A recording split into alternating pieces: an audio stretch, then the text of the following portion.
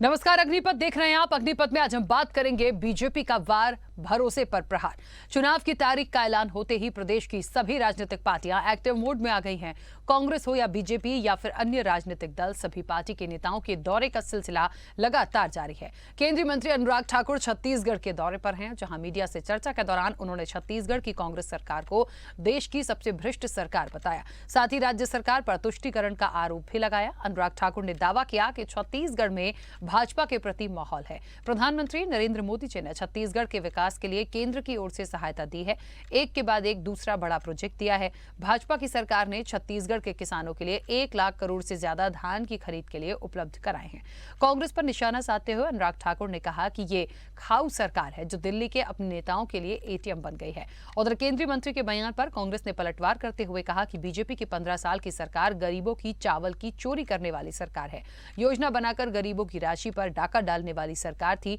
चोर लुटेरों की सरकार 15 साल तक थी, जिसे जनता ने विदा कर दिया। भूपेश बघेल की सरकार हर वर्ग हर समाज के साथ न्याय करती है। भारतीय जनता पार्टी के पास कोई मुद्दा नहीं है और इसलिए इस प्रकार का आरोप लगा रही है। कुल मिलाकर आरोप प्रत्यारोप के बीच चुनावी तैयारियां जोरों पर हैं। अब किसके आरोपों में कितना दम है और जनता किस पर जताएगी भरोसा, ये देखना दिलचस्प होगा। चर्चा को आगे बढ़ाएंगे, उससे पहले कुछ प्रतिक्रिया आपको सुनाते हैं।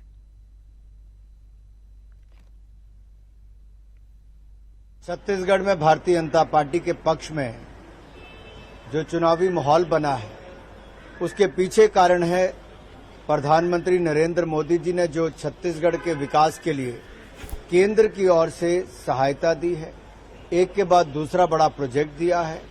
यहां के किसानों के लिए 1 लाख करोड़ से ज्यादा धान की खरीद के लिए उपलब्ध करवाए हैं। वहीं दूसरी ओर जनता त्रस्त है सांप्रदायिक तुष्टीकरण की, और ऐसा लगता है कि यहां की सरकार तुष्टीकरण से ग्रस्त है। और जो देश भर में अगर सबसे भ्रष्ट सरकार कहीं पर कही जाए तो छत्तीसगढ़ में है। ये खाऊ सरकार जो एक दिल्ली के अपने नेताओं के लिए एटीएम बन गई है। और यहां तो कहा जाता है छत्तीसगढ़ में भूपे करो, और ये भूपे करो का साफ मतलब है कि ऑल टाइम मनी अगर कांग्रेस को जाता है तो छत्तीसगढ़ से, वो यहां के भ्रष्टाचार से, चाहे वो खनन माफिया हो, शराब माफिया हो, तबादला माफिया हो, ये माफियों की सरकार से मुक्ति पाना चाहती है छत्तीसगढ़ की जनता। देखिए, 15 साल तक छत्तीसगढ़ में जो भाजपा की सरकार थी ना, वो गरीबों की चावल चोरी करने वाली सरकार थी। सरकारी जमीन पर चोरी करने वालों की सरकार थी। योजना बनाकर गरीबों के जो योजना की राशि है उस पर डाका डालने वालों की सरकार थी। तो चोर लुटेरे की जो सरकार थी 15 साल तक थी, उस जनता ने उसे विदा कर दिया है। छत्तीसगढ़ में मुख्यमंत्री भूपेश बघेल की सरकार है जो हर वर्ग के साथ न्याय करती है, हर समाज के साथ न्याय करती है, हर धर्म के साथ न्याय करती है। और भारतीय जनता पार्टी के पास प्रदेश मुद्दा नहीं है, इस प्रकार से इसलिए ओछी आरोप लगा रही है। असल मायने में चोरी करना, डकैती करना, लूट करना ये भाजपा नेताओं का चरित्र है और भाजपा सरकारों का आचरण है।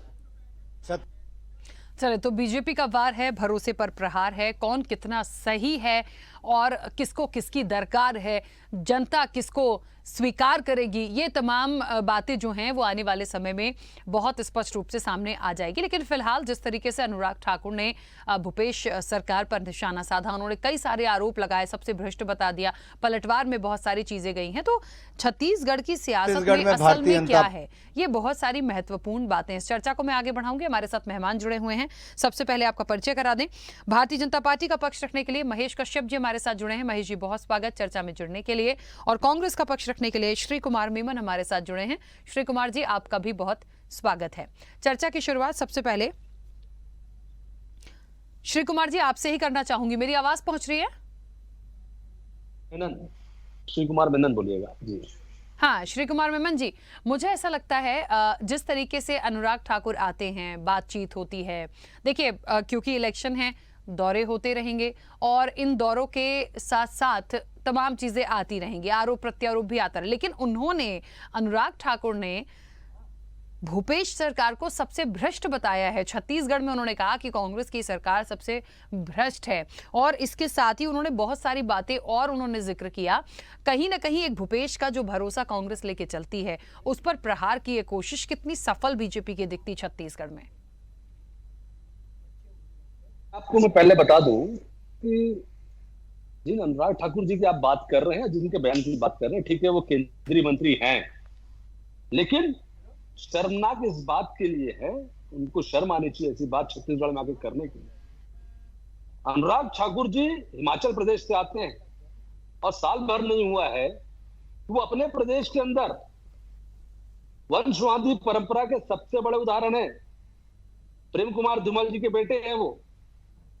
परंपरा का विरोध करने, वंशवादी राजनीति का विरोध करने वाले लोग उसके एक सबसे बड़े उदाहरण है भाजपा के अंदर वो। और बड़ी बात, हिमाचल प्रदेश जहां से भाजपा बुरी कदर हारी है, वहां का प्रतिनिधित्व करते हैं अनुराग ठाकुर जी। वो किस मुंह से छत्तीसगढ़ में बात करने आए? छत्तीसगढ़ के अंदर बात करने के पहले उनको तो नैतिकता के नाते अपने केंद्रीय मंत्री पद से इस्तीफा दे देना चाहिए था कि जो अपने प्रदेश में चुनाव नहीं जिता पा रहा अपनी पार्टी को, वो छत्तीसगढ़ में आकर के हमको हम पर आरोप लगाएगा। ये अनुराग ठाकुर जी को मेरा आरोप है। नैतिकता अगर थोड़ी भी उनको रहती वो ऐसी बात नहीं करते। और जो खुद अपने भाई को, छोटे भाई को बीसीसीआई के ट्रेजरर बना के रखे, क्या ऐसे लोगों की आप बात कर रहे हैं? ये ऐसे लोग हमको आरोप लगाएंगे। और रही बात छत्तीसगढ़ के संबंध में, छत्तीसगढ़ को कोई खैरात नहीं दे रही केंद्र सरकार। छत्तीसगढ़ के हक का पैसा मिलता है। आज जीएसटी के पैसे से जिस प्रकार से केंद्र सरकार दिनों दिन अमीर हो रही है, आम जनता दिनों दिन गरीब हो रही है, ये अपने आप में साबित करता है कि ये सरकार खाई बनाने का काम कर रही जनता और सरकार के बीच में। मोदी जी की सरकार कहती है कि आज उनको याद आ रहा है कि चावल का पैसा वो लोग दे रहे हैं। आपको बता दूं कि इन लोगों ने छत्तीसगढ़ के किसानों को इस बात का आह्वान किया कि छत्तीसगढ़ के किसान चावल की, धान की खेती कम करे, बंद करे, दूसरे फसलों पर ध्यान दे। वो ऐसी केंद्र सरकार है। आज जब भूपेश बघेल जी की सरकार एमएसपी पूरा देने का प्रयास कर रही है, देश के अंदर सबसे ज्यादा एमएसपी देने का काम जो है भूपेश बघेल जी की सरकार कर रही है। बोनस देने का काम छत्तीसगढ़ में भूपेश बघेल जी की सरकार कर रही है। कोई ऐसा प्रदेश नहीं कर रहा है। और आज जब चुनाव के समय आया तो लोगों के बीच में दिग्भ्रमित करने के, लोगों को समझाने के लिए या उलझाने के लिए प्रयास ये लोग करने के लिए आते हैं। केंद्र के मंत्री आते हैं और यही प्रयास इन लोगों ने हिमाचल में भी किया था, यही प्रयास इन लोगों ने कर्नाटक में भी किया था। और भ्रष्टाचार की बात करते हैं, जो पूरे देश को गिरवी रख दिया गया अडानी जी को।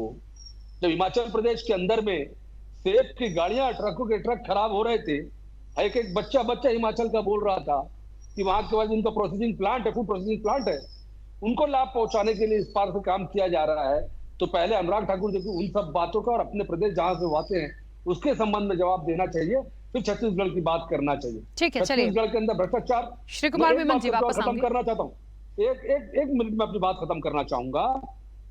आपको याद होगा 9 साल पहले ऐसा ही माहौल इन्होंने केंद्र सरकार के खिलाफ भी बनाया था। यूपीए की जो सरकार है, कभी बात करते थे कोलगेट, कभी बात करते थे 2G, कभी बात करते थे 3G, 4G, कोल स्कैम, तमाम प्रकार के आरोप लगाने के बाद में ऐसे ऐसे आरोप उस समय लगाए थे।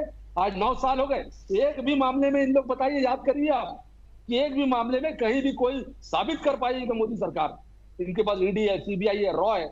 मनमोहन सिंह जी की सरकार को बदनाम करने का काम किया, कांग्रेस को बदनाम करने का काम किया, लेकिन 9 साल के अंदर कुछ नहीं कर पाए।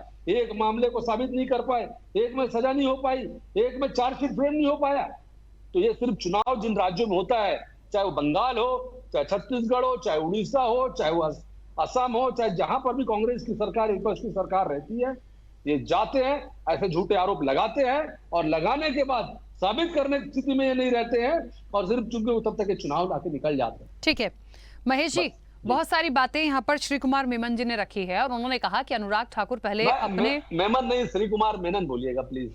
अच्छा सर, मेरे पास आपका नाम मेमन आया है और मुझे वही बहुत देर से ये कंफ्यूजन था। आपने शायद पहले भी कहा था, बट मुझे लगा कि शायद वो मैं प्रॉपर नहीं सुन पा रही थी। इट्स मेमन। ठीक है सर, मेनन। ओके। महेश जी, कहा जा रहा है कि अनुराग ठाकुर जो हैं पहले अपने आप को देख लें, तमाम चीजों को समझ लें और उसके बाद जाकर फिर भूपेश और भरोसे वाली जो एक टैग लाइन है ना जो कांग्रेस की, उस पर प्रहार की कोशिश करें। राखी जी, कांग्रेस पार्टी को खुद अपने पार्टी के नेताओं के बारे में सोचना चाहिए। हमारे अनुराग ठाकुर जी केंद्रीय मंत्री हैं, हिमाचल से जरूर आते हैं, हिमाचल में हमारा सरकार नहीं बना, क्योंकि वहां का 5 साल में बदलने का रिवाज है, जैसे मध्य प्रदेश में और ऐसे कई राज्य में।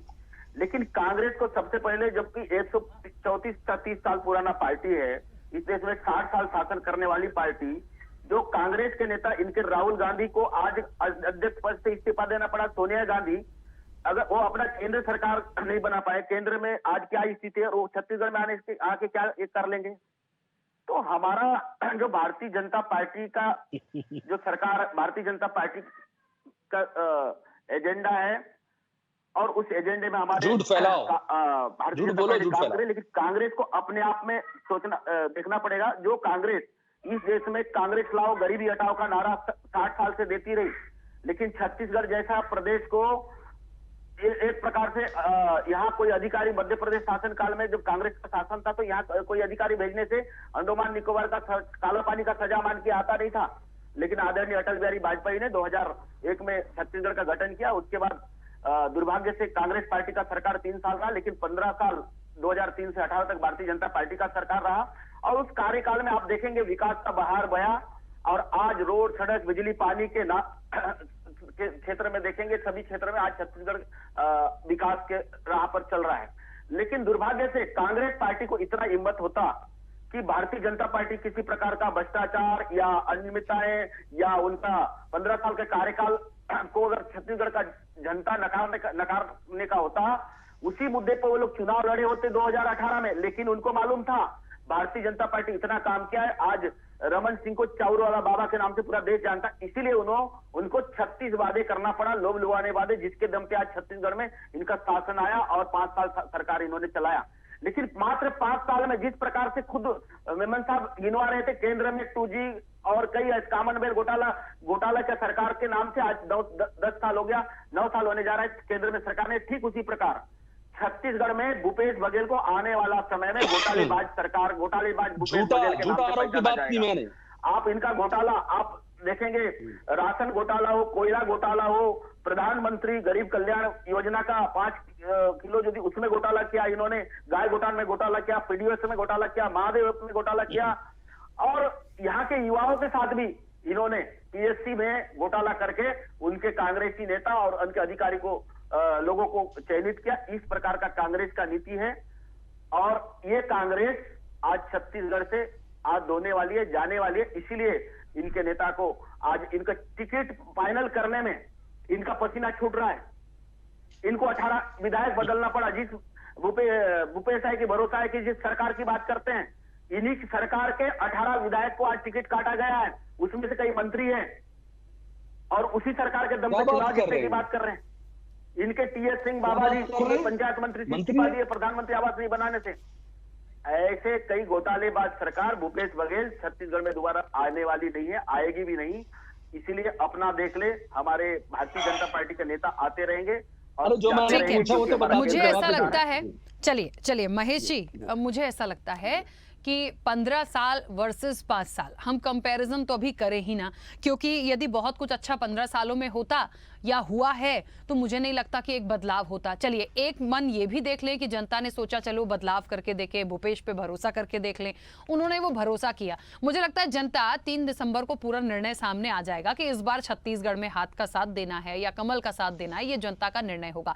लेकिन इन 5 सालों में कितना हुआ है, कितना डिफरेंस आया है, कितनी चीजों को करने की कोशिश हुई है, इसका आकलन देखिए घपले घोटाले की बात होगी और हम ये कह दें कि सिर्फ कांग्रेस ने किया है, बीजेपी बिल्कुल पाक साफ थी, तो ये तो गलत है, क्योंकि घोटाले तो दोनों तरफ से आए हैं। अब अभी आपने जो पीएससी वाला मैटर उठाया महेश जी, उसमें मुझे बताइए कि बार बार यही चीज आ गई, जांच तक कराने के लिए तो सरकार तैयार हुई है, लेकिन उस पर प्रॉपर वो जो तथ्य हैं, जो सबूत हैं, जो चीजों की बात हो रही थी, वो कहां सामने आई है।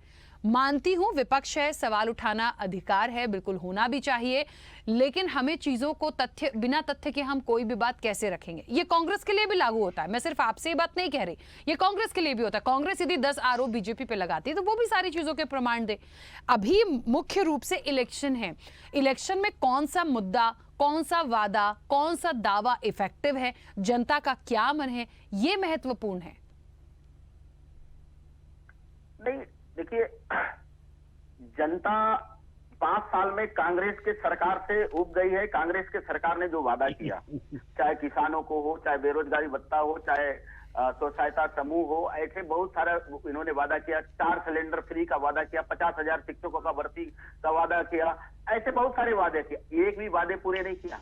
आज युवाओं को बेरोजगारी की बात करें तो ऐसे कई, भाई आज वो 10 लाख युवाओं को बेरोजगारी भत्ता देने की बात की थी। छत्तीसगढ़ में 18,78,000 लगभग युवा बेरोजगार पंजीकृत बेरोजगार युवा हैं। तो कितने लोगों को इन्होंने नौकरी दिया? इस प्रकार से कोई भी काम पूरा नहीं किया। और किसानों का हितैषी बनने की बात करते हैं, आदिवासी हितैषी बनने की बात करते हैं। या आदिवासियों के लिए जिस प्रकार से कांग्रेस ने जो आदिवासी के साथ जो अन्याय किया है, आपको बता दूं, जब इनके शासनकाल में, पूरे कांग्रेस के शासनकाल में इतिहास में उठा के देखिए, देश में एक जनजातियों के लिए एक मंत्रालय नहीं बना पाया। कई बार पशु विभागों के साथ आदिवासी का मंत्रालय जोड़ के रखा। शुक्र है सरदेव अटल बिहारी वाजपेयी जी ने पहली बार 1999 जनजाति मंत्रालय बनाया, और ये आदिवासी इसकी बात करते हैं। ऐसे आदिवासी को साथ जो अन्याय किया, आदिवासी को पशु के तुल्य समझने वाले कांग्रेस पार्टी का चरित्र, ये मानसिकता है। इसलिए आदिवासी भी इनके चक्कर में आने वाले नहीं है। और आदिवासी के महापुरुषों को वो तो इतिहास के पन्नों से गायब करके रख दिया। आदरणीय नरेंद्र मोदी जी अभी 9 राज्य में म्यूजियम बना रहे हैं। इनके महापुरुष का म्यूजियम में जाएंगे, बकरी चराने का रस्सी मिलेगा, लेकिन हमारे शहीद वीर नारायण सिंह, शहीद गैंद सिंह गुंडादुर, जो कि 1857 में क्रांति की बात करते हैं, 1825 में शहीद वीर सिंह गैंद सिंह ने अंग्रेजों के खिलाफ लड़ा था, लेकिन कोई इतिहास। ठीक है, चलिए हम मुद्दों पे आके बात करेंगे, किसके साथ क्या हुआ है। मैंने कहा ना, जनता उसका निर्णय देगी। कौन से मुद्दे महत्वपूर्ण हैं इस बार के छत्तीसगढ़ के चुनाव में, जनता क्या चाहती है, जनता से जुड़ी हुई जो बातें की गई थी वो पूरी हुई है कि नहीं हुई है, नहीं हुई है तो क्यों नहीं हुई है, ये जवाब कांग्रेस को देना है। विपक्ष का सवाल, धर्म है सवाल उठाना, लेकिन उन चीजों को साबित भी करना होगा। बहुत सारे मामले हैं, मैं ये नहीं कह रही कि 100% बहुत अच्छा छत्तीसगढ़ हो गया, लेकिन हाँ, मुझे लगता है जवाब देने के लिए यहाँ पे श्री कुमार मेनन जी बैठे हुए हैं। श्री कुमार जी, बहुत सारी बातें उन्होंने कर दी, आदिवासियों की कर दी, घोटालों की कर दी, और यहाँ तक कि अब विश्वास पे भी बात आ गई है। देखिए, सबसे पहले मैं बात करूंगा, इन्होंने बताया कि 18 लाख के, इनके ही बोली हुई बात है, 18 लाख से ज्यादा बेरोजगार है ना छत्तीसगढ़ को, इन्होंने कहा। ये कारण, आप 15 साल जिनकी सरकार रही है, उनको शर्म आनी चाहिए बोलने के पहले कि उनकी सरकार 15 साल रही और उसके बाद में छत्तीसगढ़ के अंदर में 18 लाख बेरोजगार हो जाते हैं युवा। और मोदी सरकार की नीतियां कितनी जिम्मेदार है, इसके लिए पूरा देश जानता है कि बेरोजगारी बढ़ाने में, चाहे वो कोरोना काल के बाद में हो, चाहे नोटबंदी के कारण हो, चाहे इन सब कारणों के कारण देश में अगर जो एक मंदी का दौर आया था, उस मंदी के दौर के कारण जो लोगों को रोजगार छीने गए, उसमें कहीं ना कहीं भाजपा और भाजपा की गलत नीतियां हैं, मोदी सरकार की नीतियां हैं। ये बात के लिए ये लोग जिम्मेदारी नहीं लेंगे अपनी। रही बात, उन्होंने बात की कांग्रेस नेता की पीएससी के संबंध में, ये 5 नाम बता दें यहाँ पे इस डिबेट में, 5 नाम बता दे कि कौन से कांग्रेस के नेता के परिवार के लोगों की नौकरी लगी है, मैं इनकी बात हम मान लेंगे जो बात बोलेंगे। अच्छा, रही बात अनुराग ठाकुर जी की, मैं एक बात बोलना चाहिए, चाहे अमित शाह जी की बात करें, चाहे अनुराग ठाकुर जी की बात करें, ये लोग आके बड़ी बड़ी बातें करके जाते हैं, सरकार हार रही है, सरकार हार रही है। इनको घोषणा करनी चाहिए। मैं आपके माध्यम से, आपके चैनल के माध्यम से बोलना चाहूंगा, मैं आपसे भी निवेदन करूंगा कि आप इनको बोलिए क्या, अगर इनकी घोषणा के अनुरूप अगर भाजपा की सरकार छत्तीसगढ़ में नहीं बनती है तो नैतिकता के नाते ये लोग क्या अपने केंद्रीय मंत्री पद से इस्तीफा देंगे? और नहीं तो ऐसा झूठ फैलाने का काम ना करें। आरोप लगाना इनको आता है। अब मैंने जो बताया था, चाहे वो 2G 3G का मामला हो केंद्र का, चाहे छत्तीसगढ़ का मामला, दोनों समान है। दोनों में ये आरोप लगाते हैं, सनसनी फैलाते हैं, माहौल बनाते हैं, जनता को दिग्भ्रमित करते हैं, ऐसा माहौल बनाते हैं कि ये लोग गलत हैं। और ये सिर्फ कांग्रेस के साथ नहीं कर रहे हैं, ये पूरे देश के अंदर में जहां पर भी विपक्ष की सरकारें हैं वहां यही काम कर रहा है। और उसके बाद अजीत पवार जैसों के साथ, प्रफुल्ल पटेल जैसों के साथ, खड़से जैसे लोगों के साथ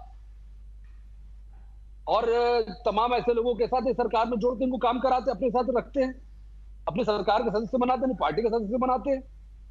तो इनका दोहरा चरित्र को उजागर करने की आवश्यकता है। सत्ता के हवस में ये पागल हो गए, इनका सर इतना गिर गया है कि इनको सिवाय सत्ता और कुछ नहीं दिख रहा है। इसलिए झूठा आरोप लगाना और झूठे आरोप बोलना। आज मरकाम भाई ने बात करी आदिवासी क्षेत्रों के संबंध में। आज जिस प्रकार से आर्थिक रूप से मजबूत करने का काम आदिवासी अंचल के लोगों को किया गया है छत्तीसगढ़ में, भूपेश जी की सरकार में कभी नहीं हुआ। कोदो कुटकी का भाव कितना बढ़ाया गया है? क्या पहले का दाम बताइए ना, इनसे पूछिएगा पहले कितना दाम था, आज कितना दाम है। आज उसकी भी एमएसपी बढ़ी, धान की अगर बढ़ी है, अन्य उपजों को भी बढ़ाई गई है। चाहे केंद्र सरकार हमको मदद करे ना करे।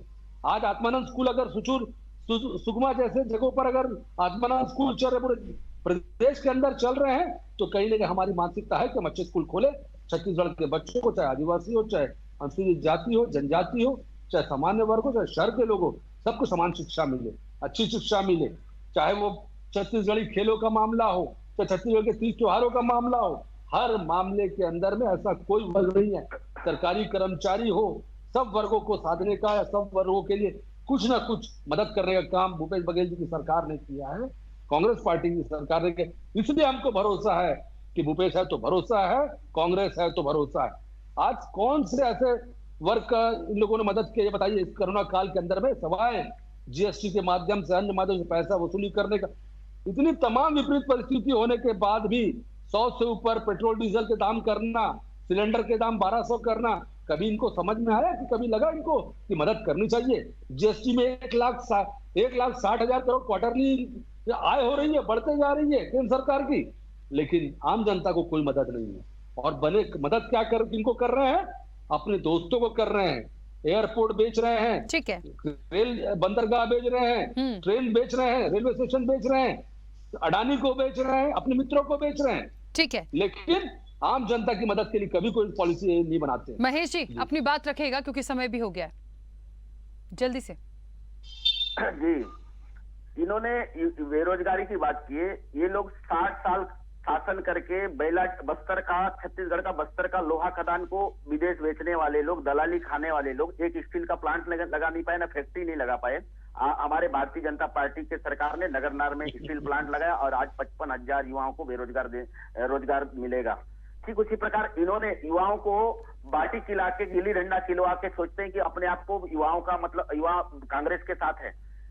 ये भूल जाएं, क्योंकि जो युवा को बाटी खिला के गिल्ली डंडा खिलवा रहे हैं, उनको अगर स्किल डेवलपमेंट किए होते तो बाटी खिलाने में छत्तीसगढ़ के स्वाभिमान की बात कर रहे हैं, छत्तीसगढ़ की पहचान करा रहे हैं। और ये कांग्रेस आज इनका ठगबंधन बना है।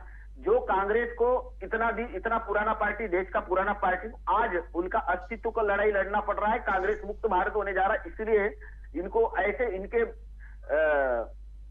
विचारधारा से विपरीत पार्टियों से ठगबंधन करना पड़ा। ये कांग्रेस है। दूसरा, अभी बोल रहे थे आदिवासी क्षेत्र में वनोपज की बात कर रहे थे। बस्तर क्षेत्र में तेंदुपत्ता खरीदी, मात्र एक दिन तोड़ा हुआ तेंदुपत्ता को तालाबों में, नालों में डालना पड़ा।